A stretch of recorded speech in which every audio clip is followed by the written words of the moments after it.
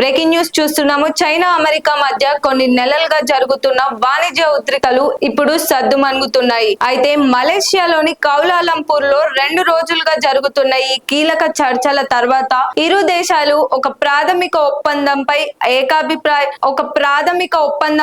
ఏకాభిప్రాయంతో ముందుకొచ్చారు. చైనా మంత్రి Lifeng, America treasury secretary Scott Bessent, వాణిజ్య ప్రతినిధి జేమిసన్ గ్రీర్ నేతృత్వంలోని బృందాల మధ్య జరిగిన ఈ చర్చలు చాలా ఫలప్రదంగా ముగిశాయని ఇరు దేశాలు ప్రకటించాయి. అమెరికా చైనా వస్తువులపై విధించాలనుకున్న అదనపు 100% టారిఫ్ ముప్పు ఇప్పుడు తొలగిపోయింది. చైనా రేర్ ఎర్త్ మెటీరియల్స్ ఎగుమతిపై నియంత్రణలకు ప్రతిగా ఈ టారిఫ్స్ విధించాలని అమెరికా నిర్ణయించింది. అయితే తాజా చర్చల ఫలితంగా నవంబర్ 1 నుండి ఈ టారిఫ్స్ అమలు చేయబోవట్లేదని స్పష్టమైంది. చర్చల అనంతరం చైనా మంత్రి లీఫెంగ్ మాట్లాడుతూ, మా మధ్య జరిగిన చర్చలు బహిరంగంగా, లోతుగా, వ్యూహాత్మకంగా జరిగాయి. 100% టారిఫ్ ముప్పు పూర్తిగా తొలగిపోయింది అని తెలిపారు. అమెరికా అధ్యక్షుడు డొనాల్డ్ ట్రంప్ కూడా చైనాతో త్వరలో ఒప్పందం జరుగుతుందని విశ్వాసం వ్యక్తం చేశారు.